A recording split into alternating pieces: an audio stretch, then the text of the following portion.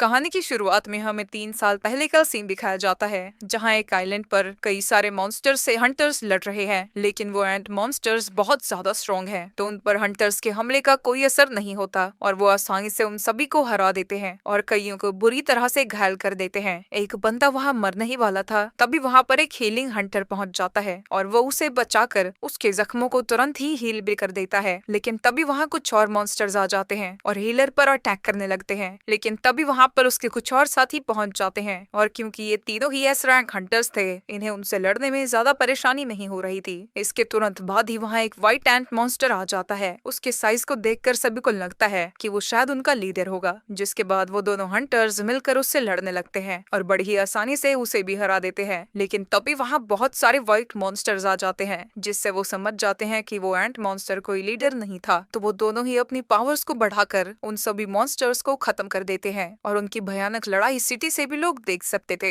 जहां ये हंटर, जिसका नाम चोई है, वो अपनी हंटर्स की आर्मी के साथ सही समय पर पहुंच जाता है, क्योंकि वहां सैकड़ों की तादाद में वही एंट मॉन्स्टर्स आ रहे हैं। वो अपने एक ही अटैक से सभी छोटी चींटियों को खत्म कर देता है, पर वो बड़ी चींटियां आगे बढ़ती रहती हैं, जिनसे लड़ने के लिए बाकी के हंटर्स आगे बढ़ते हैं। इस दुनिया में 10 साल पहले ऐसे पोर्टल्स अपीयर होना शुरू हुए जो कि अलग अलग डायमेंशन से कनेक्ट होते हैं। इन पोर्टल्स के अंदर बहुत सारे मैजिकल बीस्ट और मॉन्स्टर्स होते हैं, जिनके ऊपर आम वेपन्स का कोई असर नहीं होता। उन्हें मारने के लिए हंटर्स की जरूरत पड़ती है। हंटर्स वो ह्यूमंस होते हैं जिन्होंने मैजिकल एबिलिटीज को अवेकन किया है। उनकी पावर्स के हिसाब से उन्हें कई रैंक दिए गए हैं, जैसे S, A, B, C, D और E, जिसमें S रैंक सबसे स्ट्रॉन्गेस्ट हंटर्स को दिया जाता है और E सबसे वीकेस्ट। एक बार किसी ह्यूमन की पावर्स अवेकन हो जाती है तो वो चाहे कितनी भी ज्यादा ट्रेनिंग कर ले, वो अपनी पावर्स को नहीं बढ़ा सकता। इसके बाद हम प्रेजेंट का सीन देखते हैं, जहाँ काफी सारे हंटर्स एक डंजन रेड के लिए इकट्ठा हो चुके हैं। यहाँ पर संग जिनवू भी पहुंच जाता है। उसे देखकर सभी लोग खुश हो जाते हैं। उसे देखकर सब खुश क्यों हो रहे हैं? वो काफी स्ट्रॉन्ग है क्या?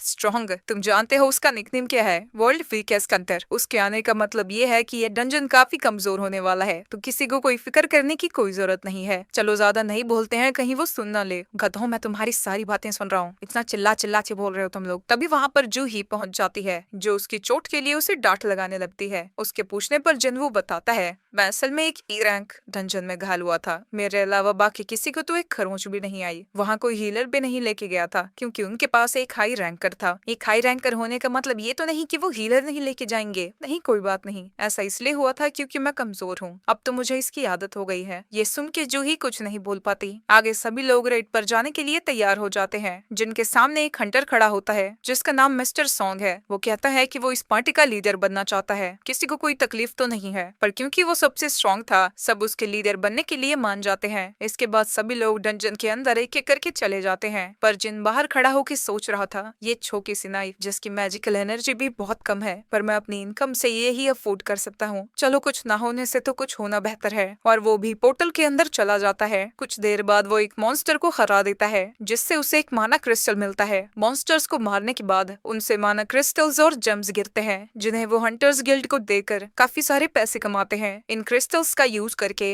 वेपन्स और मैजिकल आइटम्स बनते हैं, जो कि ताकतवर मॉन्स्टर्स को हराने में काम आते हैं। मॉन्स्टर जितना ज्यादा स्ट्रॉन्ग होता है, उसकी गिराई हुई मैजिकल आइटम्स उतनी ही ज्यादा कीमती होती है। तभी एक गॉब्लिन जिन के ऊपर हमला कर देता है, जिसे वो ब्लॉक तो कर देता है, पर इससे उसकी नाइफ पर क्रैक आ जाता है। किसी तरह जिन उस गॉब्लिन के अटैक्स को डॉज करता रहता है और मौका मिलते ही उसके ऊपर हमला कर देता है, पर उस क्रैक की वजह से उसकी नाइफ टूट जाती है और वो मॉन्स्टर उसे बुरी तरह से घायल कर देता है। पर इससे पहले कि वो परलोक सिधार जाता, वही थुलथुला हंटर आकर उसे बचा लेता है और जूही से कहता है कि वो जिनवू को जल्दी से हील करे। जूही उसे हील करने लगती है और जिन देखता है कि बाकी सभी हंटर्स मॉन्स्टर से लड़ रहे हैं और कुछ समय में ही वो सभी मिलके उस डंजन के बॉस को हरा देते हैं। ये सब देखकर वो उदास हो जाता है। सब कुछ खत्म हो गया, मैं सिर्फ एक E रैंक क्रिस्टल ही ले पाया। मैंने अपनी जिंदगी खतरे में सिर्फ इसके लिए डाली थी। तभी एक बंदा सभी हंटर्स को आवाज लगाता है और उन्हें बताता है कि यहाँ एक केव है। ये देखकर उन्हें लगने लगता है कि ये शायद एक डबल डंजन है, क्योंकि बॉस को हराने के बाद भी ये डंजन क्लोज नहीं हो रहा। ऐसी सिचुएशन में प्रोटोकॉल है कि हम इसे हंटर एसोसिएशन को रिपोर्ट करें और उनकी इंस्ट्रक्शंस का वेट करें, लेकिन फिर सारी लूट भी उन्हें ही मिल जाएगी। ये तो एक T रैंक डंजन है, इसमें भला डरने की क्या जरूरत? फिर भी ये काफी खतरनाक हो सकता है, तो हम सब वोट करेंगे। वोट में 6 लोग जाने को तैयार थे और 6 लोग नहीं, पर अभी तक जिन ने वोट नहीं किया था। जिन, अब सब कुछ तुम पर है। क्या मुझे जाना चाहिए? मुझे पता है कि एक T रैंक डंजन मेरे लिए कितना खतरनाक हो सकता है, पर मुझे पैसों की बहुत ज्यादा जरूरत है। मेरे पिता के मरने के बाद घर में सिर्फ मैं ही कमाने वाला बचा हूँ। मुझे मेरी माँ के इलाज के लिए भी पैसे चाहिए और छोटी बहन की पढ़ाई के लिए भी मुझे जाना ही होगा। हाँ, मैं भी डंजन में जाना चाहता हूँ। इसके बाद हम एक फैसिलिटी को देखते हैं जहाँ ह्यूमंस जिन्होंने अभी अभी अपनी पावर्स अवेकन की है वो अपनी एबिलिटीज को चेक करा रहे हैं, और उस फैसिलिटी के बाहर ही कई गिल्ड के लोग उन्हें रिक्रूट करने की कोशिश करते हैं। उनमें से ऐसा ही एक बंदा किसी को फोन लगाता है। एक बी रैंक हंटर और दो सी रैंक हंटर्स हमारे साथ ज्वाइन करने के लिए मांग गए हैं। जिसे उसने फोन लगाया था वो मिस्टर चोई है। जेंडर और एज को दरकिनार करके उन सभी को इंट्रोड्यूस करो जिनमें टैलेंट है। यस सर, और आप तो जानते हैं कि कोई भी हमारी चाइन से ज्यादा टैलेंटेड नहीं होने वाला। इसके बाद हम मोहाली का सीन देखते हैं जहाँ कुछ चोर एक लड़की का पर्स छीन कर भाग रहे थे, लेकिन तभी उनके सामने चा पहुंच जाती है। वो आसानी से उन चोरों से उस लड़की का पर्स छीन लेती है, लेकिन जब वो पर्स वापस कर रही थी सभी लोग उसका चेहरा पहचान जाते हैं और उसे चारों तरफ से घेर लेते हैं। भीड़ को देखकर वो बेचारी नर्वस हो जाती है और छलांग लगाकर वहाँ से भागने लगती है। दूसरी तरफ डंजन में सभी लोग केव के अंदर जा रहे हैं। सॉरी जूही, मेरे वोट की वजह से तुम्हें भी अंदर आना पड़ा। क्या तुम ठीक हो? ठीक? मैं कैसे ठीक हो सकती हूँ? अगर उसका हमला थोड़ा सा भी ऊपर होता तो तुम मारे जा चुके होते। तुम्हें पता भी है मैंने कितनी मुश्किल से तुम्हें हील किया है। उसकी डांट सुन के वो समझ जाता है कि वो उस बी रैंक हीलर की वजह से ही अभी तक जिंदा है, और वो फिर से माफी मांगता है। अगर तुम माफी मांगना चाहते हो तो मुझे कभी खाने पर लेके जाना। तभी वो सभी लोग एक बड़े से दरवाजे के सामने पहुंच जाते हैं। इतना बड़ा सा दरवाजा मिलना कोई आम बात नहीं है, लेकिन किम कहता है कि अगर वो यहाँ तक आ गए हैं तो वो खाली हाथ नहीं जाने वाले। वहीं दूसरी तरफ सिटी में जो लोग नए नए हंटर्स बने हैं उन्हें हंटर्स एसोसिएशन के प्रेसिडेंट की वीडियो दिखाई जा रही है। ये फोटोज इस दुनिया में 10 साल से भी पहले आई थी, लेकिन अभी भी कई सारी मिस्ट्रीज है जो कि हम नहीं जानते। और अगर आप एक हंटर की तरह सर्वाइव करना चाहते हैं तो आपका हर वक्त सावधान रहना बहुत जरूरी है। चाहे आप कितने भी एक्सपीरियंस्ड क्यों ना हो, आप एक ही तरह से सर्वाइव कर सकते हैं, और वो है हर वक्त सतर्क रहकर। लेकिन इन झोपड़पट्टी वालों को देखकर लगता है कि ये मेन चीज ही भूल गए हैं, क्योंकि वो एक ऐसे रूम में जा रहे हैं जो कि मिस्टीरियस है, खतरनाक है, और कोई भी उसके बारे में कुछ नहीं जानता। अंदर जाके वो देखते हैं कि वो चारों तरफ स्टैचू से घिरे हुए हैं, जिन्हें देखकर लगता है कि वो कई सेंचुरीज पुरानी है, और जिन वो वहाँ के सबसे बड़े स्टैचू के सामने खड़ा था। वही जूही को इन सब की वजह से घबराहट होने लगती है। सभी लोग सोच में पड़ जाते हैं कि बॉस है कहाँ। वही सॉन्ग जमीन पर देख रहा था जो कि देखने में मैजिक सर्कल जैसा है। तभी उन सभी को एक स्टैचू के पास एक टैबलेट पर कुछ लिखा हुआ दिखता है। उसमें किसी गॉड को वर्शिप करने के लिए कमांडमेंट्स लिखी हुई है, जिन्हें की सॉन्ग पढ़ने लगता है। पहला, भगवान की पूजा करो। दूसरा, भगवान की प्रशंसा करो। और तीसरा, भगवान में विश्वास करो। तभी जिन वो उससे कहती है कि उसमें स्टैचू की आंखों को मूव करता हुआ देखा। वो स्टैचू हमें देख रहा था। जो भी इन बातों को ओबे नहीं करेगा वो इस जगह से कभी बाहर नहीं जा पाएगा। वो जैसे ही इतना पढ़ता है, जिस दरवाजे से वो आए थे वो दरवाजा अचानक से बंद हो जाता है। ये देखकर सभी लोग डर जाते हैं, और एक हंटर कहने लगता है कि यही वजह थी कि मैं यहाँ आना नहीं चाहता था। ये सारे ट्रेजर तुम ही रखो, मैं जा रहा हूँ यहाँ से। वो दरवाजे को धक्का दे ही रहा था, तभी एक स्टैचू उसके ऊपर हमला कर देता है, और हम देखते हैं कि उसका सर उसके धड़ से अलग हो चुका था। ये देखकर वहाँ मौजूद सभी हंटर्स की फट जाती है, और वो सब लोग डर के मारे चिल्लाने लगते हैं। उस हंटर का रैंक क्या था? उस स्टैचू ने इतनी जल्दी कैसे उसे हरा दिया? वो मुझसे तो बहुत ज्यादा ताकतवर होगा, लेकिन वो भी पलक झपकते ही मारा गया। ये क्या हो रहा है? ये तो एक डी रैंक डंजन था ना, इसमें तो ऐसा होना ही नहीं चाहिए। तभी उसे जूही की बात याद आती है, और वो पीछे बड़े वाले स्टैचू को देखता है। तभी उस स्टैचू की आंखें जिन्वो को देखने लगती है, जिससे जिन्वो और भी ज्यादा डर जाता है। मैं पहले भी जिंदगी और मौत की सिचुएशन से गुजर चुका हूँ। मैं अपने पहले ही मिशन मेरी टीम से अलग हो गया था, जिसकी वजह से एक ई रैंक मॉन्स्टर ने इतनी बुरी तरह से घायल किया कि मुझे 4 हफ्तों तक हॉस्पिटल में रहना पड़ा। और एक बार जब मैं मेज में फंस गया था, मैं तो लगभग भूख से मर ही गया था। एक लो रैंक डंजन में भी जाना मेरे लिए जिंदगी और मौत का सवाल है। हंटर्स जो मॉन्स्टर्स के जेम से पैसे कमाते हैं, वो बेहतर गियर्स और वेपन्स में खर्च करते हैं ताकि वो और भी ज्यादा ताकतवर मॉन्स्टर्स को हरा सके। लेकिन मेरे पास तो बस ये सस्ती सी नाइफ है। अगर इस नाइफ को कुछ हो गया तो मुझे मॉन्स्टर से हाथों से ही लड़ना होगा। अगर मुझे सर्वाइव करना है तो मुझे हर वक्त चौकन्ना रहना पड़ता है। मुझे हर तरह के लूप होल को देखते रहना होता है ताकि मैं कुछ पैसे कमा सकूं। शायद इसीलिए मुझे खतरे के बारे में सबसे पहले पता चला। जिन्वो चिल्लाकर सभी को नीचे झुकने को कहता है। तभी उस स्टैचू की आंख से आग बाहर आती है, जिससे एक हंटर जल के राख में बदल जाता है, और उसकी जबकि लेजर की वजह से जमीन भी पिघल जाती है। किसी तरह जिन जूही को बचाने में कामयाब होता है। ये सब कैसे हुआ? हम यहाँ फंस चुके हैं। क्या यहाँ से बाहर जाने का कोई रास्ता नहीं है? क्या मैं यही मरने वाला हूँ? कोई भी अपनी जगह से मत हिलना, नहीं तो ये स्टैचू फिर से हमला करेगा। जूही अभी भी काफी ज्यादा डरी हुई थी। जिन, अगर तुमने स्टैचू के मूवमेंट को नोटिस ना किया होता तो हम सब मारे गए होते। तभी जिन देखता है कि सॉन्ग का एक हाथ कट चुका था तो वो उसके हाथों में पट्टी बांध देता है। मैं जूही को खुद को हील करने को कहता, पर वो दिमागी रूप से काफी ज्यादा कमजोर है, इसलिए वो बी रैंक होने के बावजूद भी सिंपल रेड्स में ही हिस्सा लेती है। मैं भी कई बी रैंक डंजन्स में जा चुका हूँ और मैं ये साफ साफ देख सकता हूँ हमारे सामने जो मुसीबत है उसे एक एस रैंक डंजन में होना चाहिए। तभी जिन को उस टैबलेट पर लिखी हुई बातें याद आती है और जिन को लगता है कि जिस भगवान की उसमें बात हुई थी वो शायद वही स्टैचू है। तभी एक हंटर खड़ा होता है। मुझे अपनी स्पीड पर पूरा भरोसा है, मैं उसके अटैक करने से पहले यहाँ से चला जाऊंगा, लेकिन अपनी फुल स्पीड में भी वो इतना तेज नहीं होता कि वो स्टैचू से बच सके। ये देख के वो लोग और भी ज्यादा डर जाते हैं। ये स्टैचू हमें कभी भी मार सकता है, इसने अभी तक हमें जिंदा क्यों रखा है? मिस्टर सॉन्ग, पहली कमांडमेंट क्या थी? भगवान की पूजा करो। जिन किसी तरह हिम्मत करके खड़ा होता है तभी उस स्टैचू की आंखें चमकने लगती है, पर एकदम से जिन वो नीचे बैठ जाता है और ऐसा करते ही वो स्टैचू शांत हो जाता है। सबके सब स्टैचू के सामने घुटने टेक कर बैठ जाओ। जब तक हमारे सर एक सर्टेन हाइट से नीचे हैं वो हमें कुछ नहीं करेगा। जिसके बाद वो सभी हंटर्स उस स्टैचू के सामने अपना माथा टेक देते हैं और ये देखते ही उस स्टैचू के चेहरे पर एक बड़ी सी स्माइल आ जाती है। ये देख के एक हंटर खड़ा हो जाता है और उसे देखकर बाकी के हंटर्स भी खड़े हो जाते हैं और उन्हें लगने लगता है कि अब उन्हें कुछ नहीं होगा। लेकिन तभी वो स्टैचू मूव करने लगता है। वो खड़ा होकर उन्हें कुचलने के लिए उनकी तरफ ही आने लगता है। हमें दूसरी कमांडमेंट भी पूरी करनी होगी, हमें उसकी प्रशंसा करनी होगी। ये सुन के एक हंटर आगे आता है और कहता है कि मुझे पता है कैसे करना है, लेकिन उसके शब्द गलत थे तो वो स्टैचू उसे कुचल देता है। जिसके बाद वो एक लड़की को भी कुचल देता है। डर के सभी लोग उससे भागने लगते हैं। भागते वक्त पार्क सोचने लगता है कि वो नहीं मर सकता, वो अपनी फैमिली को अकेला कैसे छोड़ सकता है। लेकिन जैसे ही वो एक स्टैचू के पास खड़ा होता है वो स्टैचू उसे बीच में से काट देता है। आखिर हम क्या प्रशंसा करें इसकी,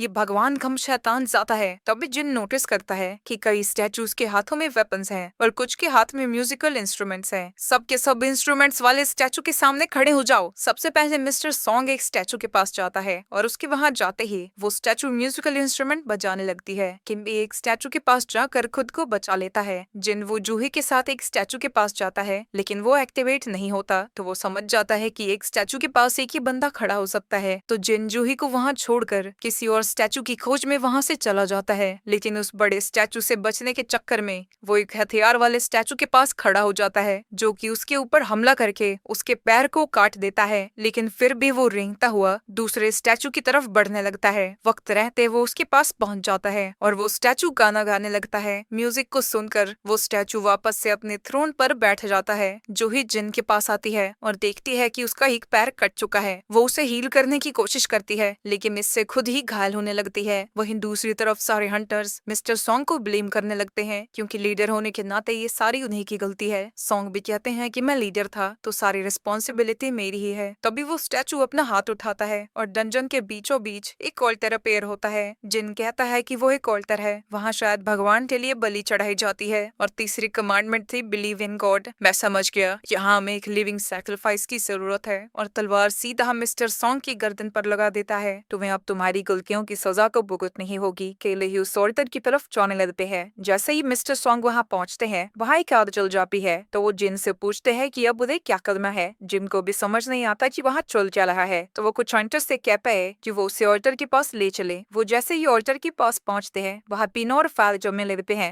मिस्टर सॉन्ग, अगर हम यहाँ रुक गए तो क्या कोई हमें बचाने यहाँ आएगा? इस डंजन को ओपन हुए आज 7 दिन हो जाएंगे। हमारा रेस्क्यू होने से पहले ये स्टैचू हमें मार डालेंगे। आगे हमें पता चलता है कि अगर कोई पोर्टल 7 दिन तक ओपन रहता है तो उसका बैरियर टूट जाता है और सभी मॉन्स्टर्स इंसानी दुनिया में जा सकते हैं। इसके बाद हम डंजन के बाहर का सीन देखते हैं जहाँ चिंग की बहन उनकी बीमार माँ से मिलने आई थी। उसकी माँ कोमा में है और वो उसे अपने आज के दिन के बारे में बताने लगती है। चिम बाकी के हंटर्स को भी अंदर बुलाता है जिससे वहाँ 2 और आदत चलती है और उनके चारों तरफ एक ब्लू कलर का घेरा भी बन जाता है। ऐसा होता ही जिस दरवाजे से वो अंदर आए थे वो दरवाजा खुल जाता है। वो बाहर जाने के बारे में सोच ही रहे थे तभी एक ब्लू कलर की फ्लेम बुझ जाती है और उसके ऐसा होते ही सभी स्टैचूज उनकी तरफ बढ़ने लगते हैं। जिन वो देखता है कि जिस पर भी उसकी नजरें होती थी वो स्टैचू चलना बंद कर देता है तो वो सभी लोगों से कहता है कि वो स्टैचूज को देखते रहें। सभी लोग ऐसा ही करते हैं लेकिन एक लड़की बहुत बहुत ज्यादा डर जाती है और वो डर के मारे दरवाजे से बाहर चली जाती है। उसके जाते ही एक फ्लेम बुझ जाती है जिससे वो दरवाजा थोड़ा सा बंद हो जाता है। जिम इन सारी चीजों को समझने की कोशिश करने लगता है, लेकिन तभी जिस हंटर ने उसे पकड़ा हुआ था वो भी दौड़ के वहां से बाहर चला जाता है। सभी लोग यहीं रुके रहो, ये ब्लू वाली फ्लेम्स टाइम के साथ बुझ रही है। शायद वो गॉड हमारा टेस्ट ले रहा है। अगर सभी फ्लेम्स को बुझने तक हम यहाँ रुक गए तो शायद हम सब यहाँ से जा सके। लेकिन क्यों?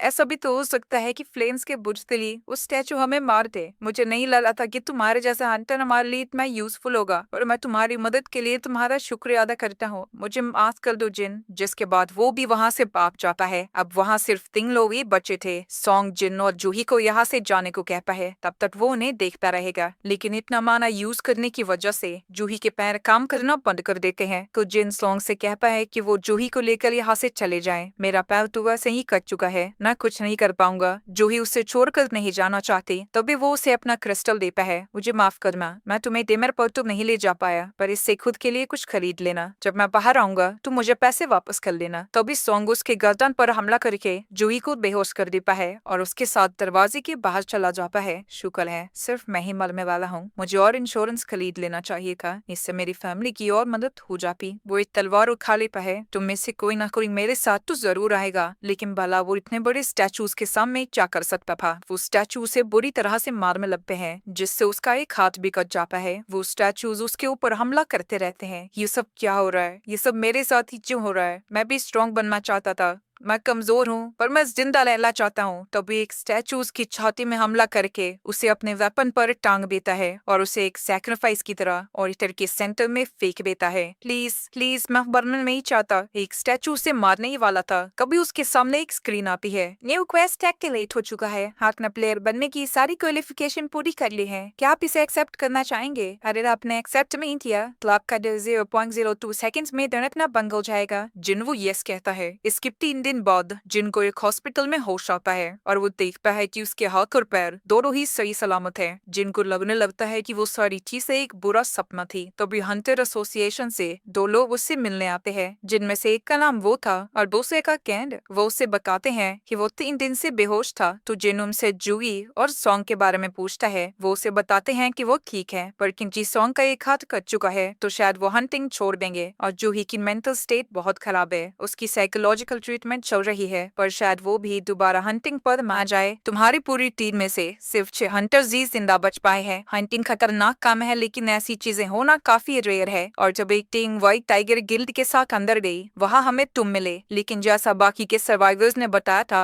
वहाँ कोई भी स्टैचू नहीं था। अगर हमें वहाँ कोई डेड बॉडी ना मिलती तो हम ये सारी चीजों को झूठ मान सकते थे और सबके जिम्मेदार तुम कहलाए जाते, पर ऐसा नहीं है। जिनवू, क्या तुम मेरी अवेकनिंग एक्सपीरियंस की है? अवेकनिंग के बाद कोई भी हंटर अपनी पावर्स को नहीं बढ़ा पाता, लेकिन कुछ रेयर हंटर्स होते हैं जो कि रीअवेकनिंग एक्सपीरियंस करते हैं, जिसके बाद वो सीधा ए रैंक या फिर एस रैंक हंटर्स बनते हैं। वो उसके पास एक मैजिक डिटेक्टर रखता है और जिन खुशी खुशी उसके ऊपर अपना हाथ रखता है। उन सबको इसलिए लग रहा था कि जिन वो ने सेकंड अवेकनिंग एक्सपीरियंस की है, क्योंकि सर्वाइवर्स के हिसाब से वो स्टैचूज बहुत ज्यादा स्ट्रॉन्ग थे। तो वहाँ कोई ए रैंक हंटर तो सर्वाइव कर ही नहीं पाता, उसके लिए उसे ए रैंक या फिर एस रैंक होना होगा। लेकिन उसका पावर लेवल 10 दिखता है, यानी वो अभी भी ई रैंक है। इसी भी ई रैंक हंटर का स्कोर भी कम से कम 70 आता है, इसका तो 10 है। ये तो एक आम आदमी है। उन्हें समझ नहीं आता कि इतना कमजोर आदमी वहाँ से बाहर कैसे आ गया। इन सालों में फालतू में मुझे एक्साइटेड कर दिया, और लगता है वो लोग इस स्क्रीन को नहीं देख पा रहे थे। तभी उससे मिलने उसकी बैंड पहुंच जाती है और उसे डांट लगाने लगती है। लंबी चौड़ी डांट सुनाने के बाद वो उससे कहती है कि अगर फिर से उसने अपनी जिंदगी खतरे में डाली तो वो स्कूल छोड़कर काम पे लग जाएगी, ताकि उसे फिर से ऐसा न करना पड़े। मैं वादा करता हूँ कि ऐसा दोबारा नहीं होगा। मुझे एक बात बताओ, क्या तुम्हें ये स्क्रीन दिख रही है? लेकिन जीना को कुछ नहीं दिख रहा था। अच्छा जिन, एक बात बताओ, तुमने तो काफी सारी गेम्स खेली है ना? अनरीड मैसेजेस को कैसे खोलते हैं? तुम्हें मैसेजेस को बस ओपन करना होगा। मैसेजेस ओपन है, उस केप में कहते ही उसके मैसेजेस खुल जाते हैं। सिस्टम उसे बताता है कि वो उसकी ताकत बढ़ाने के लिए है, पर अगर उसने इसे फॉलो नहीं किया तो उसे पनिशमेंट भी दी जाएगी। और उसे डेली रिवॉर्ड्स भी मिले हैं, पर उसे कुछ नहीं पता कि यहाँ चल क्या रहा है। तो वो अपने डेली क्वेस्ट को एक्सेप्ट कर लेता है। उस क्वेस्ट में उसके पास काफी सारे वाले गोल किए, जैसे 100 पुशअप्स, 100 सेटअप्स, 100 स्क्वाट्स और 10 किलोमीटर दौड़ना। अगर उसने इसे कंप्लीट नहीं किया तो उसे सजा मिलेगी। अबे मजाक का जाए क्या, अभी तो मैं रिकवर भी नहीं हुआ और हॉस्पिटल में क्या दौड़ूंगा, सोने दे मुझे। दूसरी तरफ चोई चा ही को कह रहे थे कि वो एक बी रैंक रेड में इस चैप्टर की तरह जा रही है। इस रेड से वो अपने नए रिक्रूट्स को ट्रेन और टेस्ट करने वाले हैं और उनके हिसाब से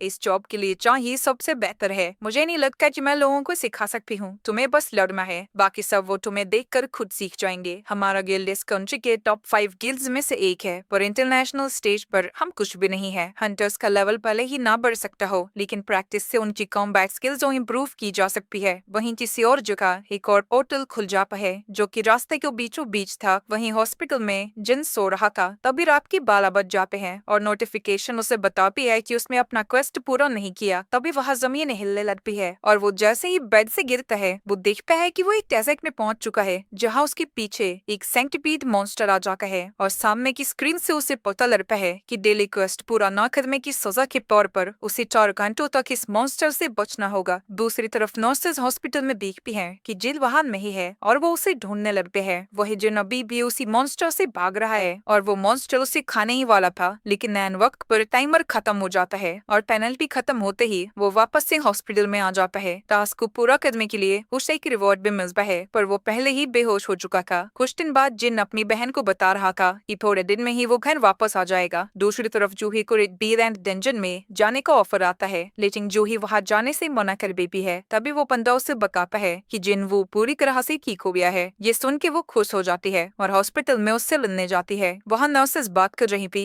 देखो उसे, वो हर दिन की तरह फिर से बाहर जाके ट्रेनिंग कर रहा है। हंटर्स बाकी लोगों से जल्दी रिकवर करते हैं, पर फिर भी मैंने उसे अलार्म करने को कहा था, लेकिन फिर भी वो नहीं माना। वही जिन में अपना डेली क्वेस्ट अब पूरा कर लिया है। मुझे होश न आए हुए आज चौथा दिन है और अब मुझे थोड़ी थोड़ी चीजें समझ आने लगी है। पहला, ये स्क्रीन कोई मेरी इमेजिनेशन नहीं है, और दूसरा, अगर मैं अपने डेली क्वेस्ट को पूरा करता हूँ तो मुझे 3 रिवॉर्ड मिलते हैं, जिसमें से पहला है फुल रिकवरी, जिससे मैं पूरी तरह से रिकवर हो जाता हूँ। दूसरा है एबिलिटी पॉइंट्स, जिन्हें मैं उन एबिलिटीज में डाल सकता हूँ जिन्हें मैं इम्प्रूव करना चाहता हूँ। जब भी मैं अपनी एबिलिटी पॉइंट्स को यूज करता हूँ, मैं अपने शरीर में आई हुई इम्प्रूवमेंट्स को महसूस कर पाता हूँ। और मेरे पास एक इन्वेंटरी भी है जो कि बिल्कुल गेम की तरह है। उससे डेली क्वेस्ट को कंप्लीट करने पर एक बॉक्स भी मिलता है जिसमें की थी कोई डंजन में जाने की है, जिसकी लोकेशन उसे नोटिफिकेशन स्क्रीन में दिखती है। डंजन का नाम सुनते ही उसे वही स्टैचू याद आने लगता है। इसके बाद वो अपनी मॉम से मिलने जाता है और हम 4 साल पहले का सीन देखते हैं, जहाँ उसकी माँ अचानक से ही बेहोश हो गई थी। और जब वो उसे हॉस्पिटल लेकर जाते हैं, डॉक्टर उसे बताते हैं कि उसकी मॉम इंटरनल स्लम्बर में चली गई है। ये एक ऐसी कंडीशन है जो कि पोर्टल्स के अपेयर होने के बाद ही शुरू हुई है और 1000 लोगों में से किसी एक को ही होती है। माना जाता है कि ये उन्हें होता है जिनकी बॉडी मैजिक को हैंडल नहीं कर पाती। अभी तक मेडिकल टेक्नोलॉजी इतनी आगे नहीं बढ़ी है कि वो इस चीज का इलाज कर सके, तो वो उसे बस जिंदा ही रख सकते हैं। उस दिन के बाद से ये अपनी माँ का इलाज करने के लिए उसमें काम करना शुरू कर दिया था।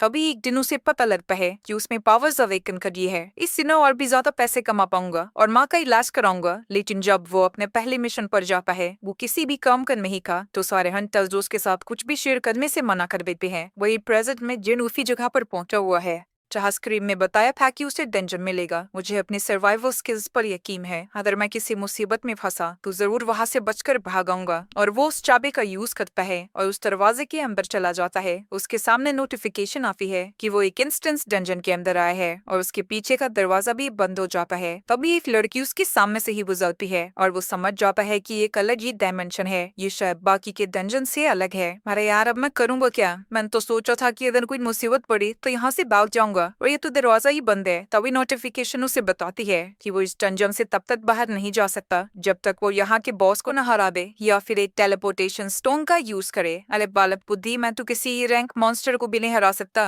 तो मैं एक अकेला डंजन कैसे क्लियर करूंगा? और मेरे पास अब कोई चॉइस नहीं है। जिसके बाद वो डंजन के अंदर चला जाता है, जहाँ उसके सामने 3 गॉब्लिन मॉन्स्टर्स आ जाते हैं। वो जिन के ऊपर हमला कर देते हैं। जिन बस उनके अटैक्स को डॉज कर पा रहा था और उसे उनके ऊपर अटैक करने का मौका नहीं मिलता और आखिरकार वो सभी मॉन्स्टर्स उसके ऊपर भारी पड़ जाते हैं। पर गुस्से में जिन फिर से खड़ा होता है और अपने चाकू से एक मॉन्स्टर को खत्म कर देता है। इसकी वजह से उसका कॉन्फिडेंस बढ़ जाता है और वो बाकी जो गॉब्लिन्स को भी बड़ी आसानी से मार गिराता है। लगता है मैं सच में ताकतवर हो रहा हूँ, लेकिन उसी वक्त वहाँ एक मॉन्स्टर पहुंच जाता है जो कि उसके वेपन को ऐसे तोड़ देता है जैसे वो कांच का बना हो। जिन वो समझ जाता है कि बाकी के गॉब्लिन से ये मॉन्स्टर कहीं ज्यादा ताकतवर है और डर के मारे उसके पैर कांपने लगते हैं। लगता है मेरे दिल से अभी तक उस डंजन का डर नहीं गया है। अभी वो लाइकन उसके ऊपर हमला कर देता है जिससे उसके चेहरे पर खरोंच आ जाती है। मेरे पास कोई हीलर नहीं है, अगर मुझे चोट आई तो यही सब कुछ खत्म हो जाएगा। जिन उस मॉन्स्टर के अटैक्स को डॉज करता रहता है और उसी अचीव में होता कि वो कितना लाइक महसूस कर रहा है। वो फिर से उसके ऊपर हमला करने आता है, लेकिन जिन अब डर डर के परेशान हो चुका था और अब फाइनली वो उससे लड़ने लगता है। उसके मौके से वो लाइकन और तम वो दूर जाता है। चाहे मेरी ताकत इतनी बढ़ गई है, लेकिन मुझे नहीं लगता कि इसका कोई फायदा है, क्योंकि उसके मुकाबले अभी भी मैं बहुत कमजोर हूँ। जिसके बाद वो लगातार उसे मुक्के मारता रहता है, लेकिन इन हमलों का उस पर कोई असर नहीं होता। तो उसे फिर से उस मॉन्स्टर के अटैक्स को डॉज करना पड़ता है। आखिर मैं अब करूँ क्या? ना मेरे पास कोई पार्टी है, ना ही कोई हीलर। अगर ऐसा ही चलता रहा तो मैं मारा चाहूंगा। काश मेरे पास कोई मैजिकल वेपन होता। अभी उसे याद आता है कि उसके पास एक इन्वेंटरी भी है जिसके अंदर से वो एक बड़ी सी तलवार निकालता है, जिसका यूज करके वो मॉन्स्टर को बीच में से काट देता है। एक सेकेंड, ये तलवार मेरी इन्वेंटरी में क्या कर रही है? कि हमने तो कहा था कि उसमें से 3 मिलियन खरीदा है। अभी उसके जख्म हील होने लगते हैं और उसी वक्त वहाँ 2 और लाइकन पहुंच जाते हैं। लेकिन अब जिन को डर नहीं लग रहा था, क्योंकि अब उसके पास एक वेपन है, पर वो तलवार जमीन में फंस चुकी है। वो मॉन्स्टर्स उसकी तरफ बढ़ते रहते हैं और अब जिन की फटने लगी है। पर ऐन वक्त पर वो तलवार को बाहर निकाल लेता है, पर जब वो उन वुल्फ्स पर हमला करता है, एक वुल्फ उसके हमले से बच जाता है और दूसरा तो उसकी तलवार को ही पकड़ लेता है और जिन उस वुल्फ को लात मारता है और तलवार से उसके मुंह को ही काट देता है। जिसके बाद वहाँ सिर्फ एक ही मॉन्स्टर बचा था। ये मॉन्स्टर्स वहाँ के मुकाबले तो कुछ भी नहीं है। वही वो मॉन्स्टर डर के वहाँ से भाग जाता है और अब फाइनली उसे थोड़ा आराम करने का मौका मिल जाता है और वो देखता है कि वो लेवल 2 तक पहुंच गया है। डेली क्वेस्ट कंप्लीट करते तो कभी मेरा लेवल नहीं बढ़ा। लगता है ये असली रिलाई है, इसलिए बढ़ गया। मेरे जख्म भी हील हो गए हैं और लगता है जब मैं लेवल अप करता हूँ मेरा हर स्टैक 1 पॉइंट से बढ़ जाता है। इसके बाद वो लाइकन के पास जाता है जिससे उसे एक फैंग मिलता है। अगर ये गेम है तो क्या ये वाला डंजन और यहाँ के मॉन्स्टर्स गेट वाले डंजन से अलग है? अभी उसके सामने एक शॉप की स्क्रीन आ जाती है, लेकिन उसका लेवल बहुत कम है, इसलिए वो कुछ नहीं खरीद सकता। लेकिन वो चीजों को बेच जरूर सकता है और उसे बेचने पर 20 गोल्ड मिलते हैं। इसकी वैल्यू कितनी होगी? पर मैं ये जाइंट डंजन में हूँ तो ज्यादा तो होने से रहा। अब मुझे क्या करना चाहिए? बिना बॉस को हराए न बाहर तो जाने से रहा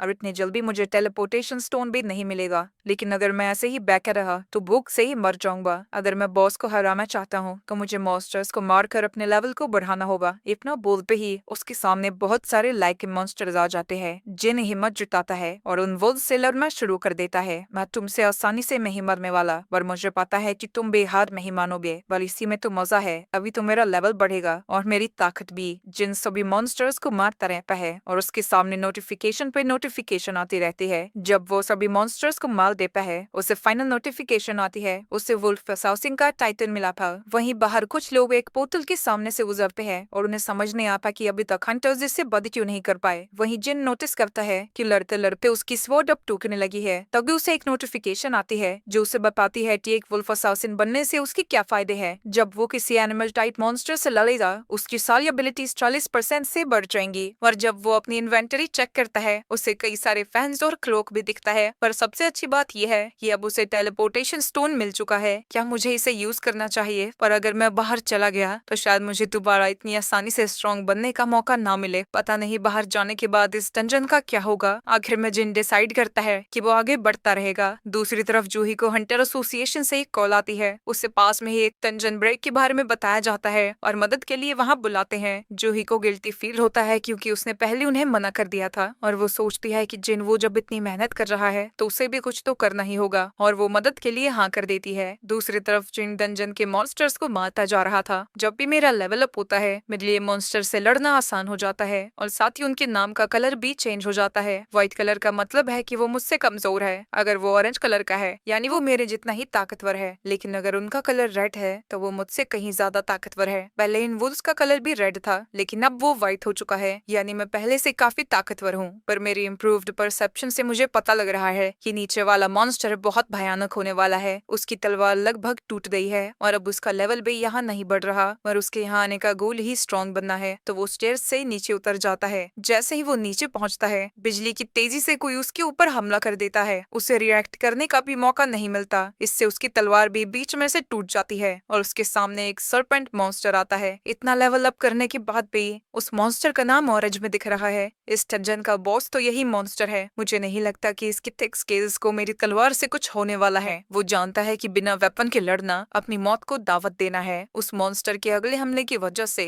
जिन पानी में गिर जाता है, लेकिन वो मॉन्स्टर पानी में भी उसका पीछा नहीं छोड़ता। जिन गन्ने की बोरी की तरह इधर से उधर उड़ता रहता है और यहाँ तक कि उसके ऊपर एक ट्रेन भी फेंकी जाती है। उसे लगा था कि वो अब ताकतवर हो गया है, लेकिन अब वो समझ चुका है कि ये काफी नहीं था और वो सोच में पड़ जाता है कि आखिर मुझे कितना स्ट्रांग बनना होगा। कब मैं दूसरों के लिए बोझ बनना बंद करूंगा। उसे मिस्टर सॉन्ग की बात याद आती है। सभी लोग तुम्हें सबसे वीकेस्ट हंटर कहते हैं। अगर तुम उन सभी को गलत साबित करना चाहते हो तो तुम्हें कड़ी ट्रेनिंग करनी होगी। तभी वो मॉन्स्टर फिर से जिन पर हमला कर देता है और उसे कूदते कूदते एक अलग ही एरिया में ले जाता है। मुझे वो निकनेम इसलिए दिया गया था क्योंकि मैं सबसे कमजोर था। जिनके पास ताकत होती है वो हर सिचुएशन में ऊपर होते हैं, लेकिन कमजोरों का ताकतवर के पास कोई काम नहीं होता। वो सिर्फ डर के मारे कांपते हैं और लूजर्स की तरह सब कुछ होता हुआ देखते हैं। कमजोर कितना ही चालाक, तेज या समझदार हो, अगर उसका सामना ताकत से है तो वो हमेशा हारेगा। तो जिन वो अपनी पूरी जीत जान लगाकर उस मॉन्स्टर पर हमला करने लगता है। वो उसके ऊपर चढ़ जाता है, लेकिन वो मॉन्स्टर उसे दीवार पर मारकर नीचे गिरा देता है। मैं ताकतवर बन के रहूंगा। उसकी पूरी बॉडी ग्लो करने लगती है। मैं इतनी जल्दी हार नहीं मान सकता। उस मॉन्स्टर के सामने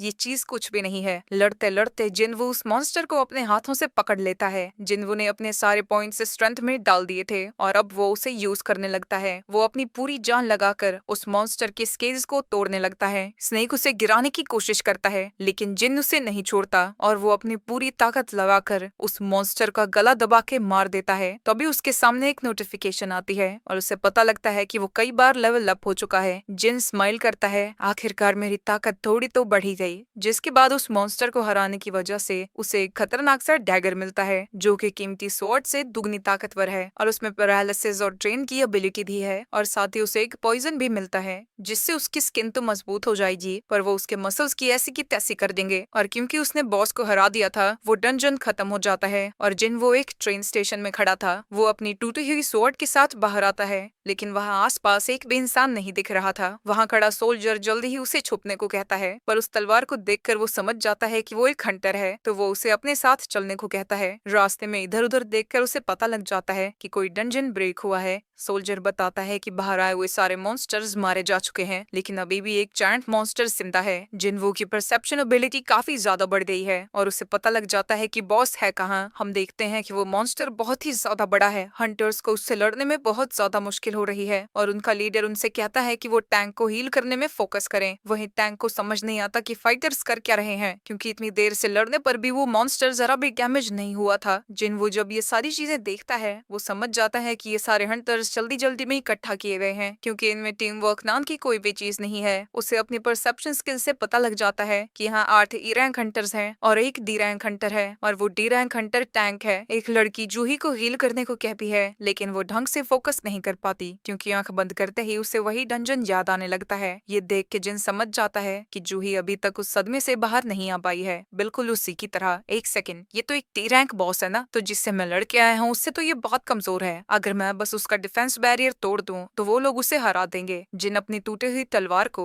उस मॉन्स्टर के ऊपर फेंक देता है, जिससे उसका बैरियर टूट जाता है, जिसके बाद वो सभी लोग उसे हरा देते हैं। डी रैंक हंटर को यकीन नहीं होता कि जिसपे वो इतनी देर से हमला कर रहे थे, वो एक टूटी हुई तलवार से ही हार गया और वो वहाँ खड़े सोल्जर से पूछता है कि इसे किसने फेंका था। सोल्जर उसे बताने लगता है, पर जिन वो तब तक वहाँ से जा चुका था। वो जरूर एक हाई रैंकिंग हंटर होगा। मुझे नहीं लगा था कि मैं एक ही हमले में उसे हरा दूंगा। लगता है वो पहले से ही काफी कमजोर हो गया था। और जूही सोचने लगती है कि क्या वो जिनवू था। आधे जिन को रोज डेली क्वेस्ट मिलते रहते हैं, जिन्हें कंप्लीट कर करके वो अपना लेवल अप करता रहता है। वहीं दूसरी तरफ हॉस्पिटल की सारी लड़कियां अपने जिनवू पर लट्टू हो रखी हैं। वो कहने लगती हैं कि वो जब आया था तो बड़ा ही पतला सुतला था, पर अब बहुत ज्यादा हैंडसम हो गया है और ऊपर से बहुत अच्छी बॉडी भी है उसकी। जिन एक्सरसाइज ही कर रहा था, तभी एक नर्स उसके रूम में आ जाती है और उसकी बॉडी को देखकर शर्मा जाती है। वो उससे पूछती है कि क्योंकि वो आज डिस्चार्ज होने वाला है तो वो कैसा महसूस कर रहा है। वो कहता है कि वो बहुत अच्छा है, तो वो उसे डिस्चार्ज के डॉक्यूमेंट्स फिल करने को दे देती है। जिन थैंक यू बोलकर वहाँ से जा ही रहा था, तभी वो नर्स उसे रोक कर उसका फोन नंबर मांग लेती है। ये मेरा नंबर क्यों मांग रही है? अच्छा, इसने टेस्ट रिजल्ट देने होंगे ना। जिसके बाद वो उसे नंबर दे देता है। इसके बाद हम एक न्यूज इंटरव्यू देखते हैं जहाँ की बाइक बैठा हुआ था, जो कि एक एस रैंक हंटर है जिसने उन जायंट एंट्स को मारा था। वो इस कंचे के 7 एस रैंक हंटर्स में से एक है। इंटरव्यूअर के पूछने पर वो उसे बताने लगता है कि वो खुद को मेंटेन करने के लिए रोज ट्रेनिंग करता है। दूसरी तरफ जिन्हा स्कूल जा रही थी, तभी वो अपने भाई को देखती है और उससे पूछती है कि क्या वो ट्रेनिंग कर रहा है, और ऊपर से उसकी हाइट भी पहले से लंबी हो गई है। हाँ, शायद ट्रेनिंग की वजह से वो आई है। जिसके बाद वो उसे छाता देकर स्कूल भेज देता है। उसके जाने के बाद वो सोचने लगता है कि उसे अपनी पॉइंट्स को किस अबिलिटी में लगाना चाहिए। वो ये सब सोच ही रहा था, तभी उसके मकान मालिक का फोन आ जाता है। जिन घबराया हुआ उसका फोन उठाता है। तुमने अभी तक अपना किराया नहीं भरा है, लेकिन अगर तुम्हें कोई दिक्कत है तुम बाद में भी भर सकते हो। नहीं, मुझे कोई दिक्कत नहीं है, थोड़े समय में मैं भर दूंगा। अब मैं पहले से ताकतवर हो गया हूँ और गॉब्लिन्स को तो आसानी से मार सकता हूँ, तो किराया भरना मेरे लिए कोई बड़ी बात नहीं है। इसके बाद वो ऑनलाइन जॉब्स को ढूंढने लगता है। अगर मुझे ज्यादा पैसे कमाने हैं तो मुझे हाई रैंकिंग गेट में जाना होगा, लेकिन मेरा रैंक तो सिर्फ ई है। क्या मुझे दोबारा से टेस्ट देना चाहिए? लेकिन अगर मैंने टेस्ट दिया तो मेरे ऊपर बहुत ज्यादा अटेंशन आ जाएगी, क्योंकि सेकंड अवेकनिंग बहुत ज्यादा रेयर होती है और ऊपर से ऐसा कोई इंसान नहीं है जो कि अपना लेवल इंक्रीज करके अपनी ताकत बढ़ा सकता हो। जिसके बाद वो जॉब लिस्टिंग्स देखने लगता है, जहाँ की एक जॉब को देखकर वो शॉक हो जाता है और अपने डेली क्वेस्ट को कंप्लीट करता हुआ वहाँ पहुंच जाता है, जहाँ वो एक हांग नाम के हंटर से मिलता है। हांग उससे माफी मांगता है क्योंकि उसका सारा ग्रुप जिन वू को सबसे वीकेस्ट सेंटर मानता है, पर जिन कहता है कि उसे तो इन सब की आदत है। असल में ये एक सी रैंक मिशन है और हमें इस गेट को एंटर करने के लिए 8 लोगों की जरूरत थी, तो हमें तुम्हारी जरूरत सिर्फ कोटा पूरा करने के लिए ही है, और क्योंकि तुम लड़ाई नहीं करने वाले हो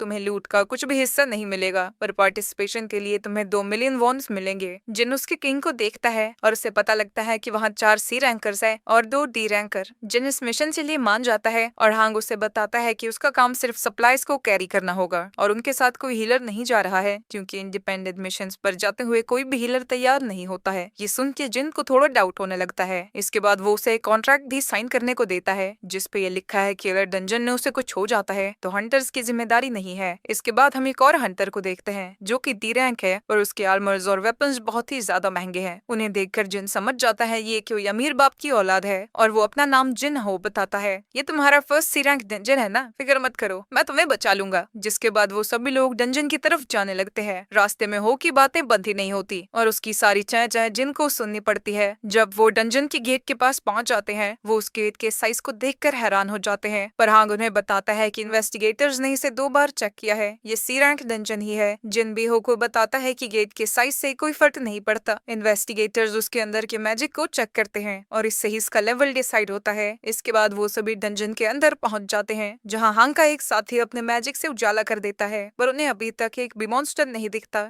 जिसके बाद आगे जाने पर उन्हें 2 रास्ते दिखते हैं, तभी जिन को मॉन्स्टर्स की आवाज सुनाई देती है और वो सभी को बता देता है कि उनकी तरफ इंसेक्ट टाइप के मॉन्स्टर्स आ रहे हैं। ये सुन के सभी लोग लड़ने के लिए तैयार हो जाते हैं और वो देखते हैं कि उनके चारों तरफ दीवारों में कई जगह होल्स है। उन्हें समझ नहीं आता कि आखिर उन पर हमला कहाँ से होने वाला है। तभी जिन उन सभी को बताता है कि वो मॉन्स्टर्स ऊपर है। सबसे पहले वन अपने मैजिक से उन मॉन्स्टर्स के ऊपर हमला कर देता है। खान अपनी टॉन्टिंग स्किल का यूज करके सभी मॉन्स्टर्स को अपनी तरफ बुलाने लगता है और उसके साथ ही उन्हें मारने लगते हैं। जिन वो भी उनके टीम वर्क को देखकर काफी ज्यादा इंप्रेस हो जाता है और वो समझ जाता है कि ये सभी लोग काफी समय से एक दूसरे के साथ काम कर रहे हैं। रही बात हो की तो ये अभी तक जिंदा सिर्फ अपने इक्विपमेंट्स की वजह से ही है। सारी चीजें बड़ी ही स्मूथली जा रही है, पर पता नहीं मुझे क्यों कुछ गड़बड़ लग रही है। तभी एक मॉन्स्टर उसके ऊपर हमला करने आता है, पर वो अपनी एक लात से ही उसे मार गिराता है। उन सभी मॉन्स्टर्स को मारने के बाद वो लोग उनके मैजिक जन्स को इकट्ठा करना शुरू कर देते हैं। टाइम्स जिनू, अगर तुमने हमें ना बताया होता तो उन्हें पता ही नहीं चलता कि मॉन्स्टर्स हम पर हमला कहाँ से करने वाले हैं। पर जिन कहता है कि उसने बस तुक्का मारा था। तभी वन हांग को बुलाता है और उसे दिखाता है कि एंस की बॉडी पर काटने के निशान है। इसका मतलब तो एक ही हो सकता है, यहाँ कोई इनसे भी ताकतवर मॉन्स्टर है। जिन हो वो कुछ गड़बड़ लगने लगती है। हो, तुम्हारे इक्विपमेंट्स काफी महंगे है ना, अपना थोड़ा ध्यान रखना। किसी और जगह पर हम एक बंदे को देखते हैं जो कि जमीन के गिरने की वजह से घबरा जाता है, पर दूसरा बंदा उससे शांत रहने को कहता है क्योंकि ये बस उनका दिल मास्टर ट्रेनिंग का जगह है। और हम देखते हैं कि वो बाइक है जिसमें एक बड़े से पत्थर को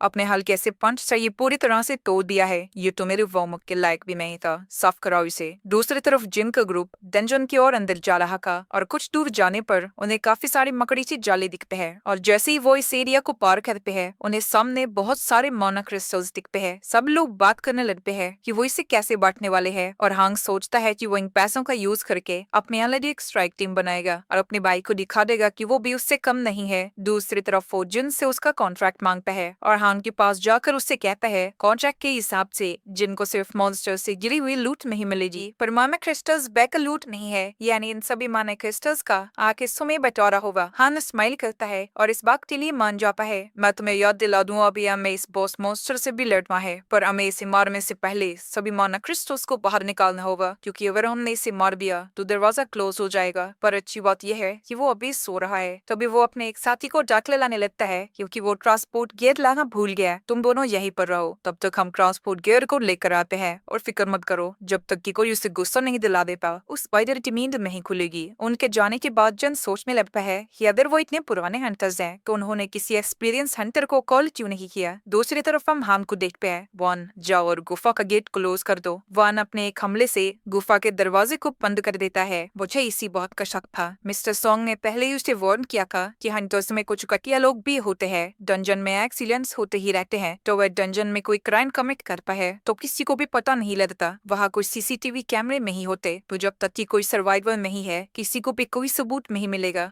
तो इसी के साथ हमारे इस एनिमे का ये पार्ट यहीं पर एंड हो जाता है और अगले पार्ट के लिए आप मुझे नीचे कमेंट कर देना।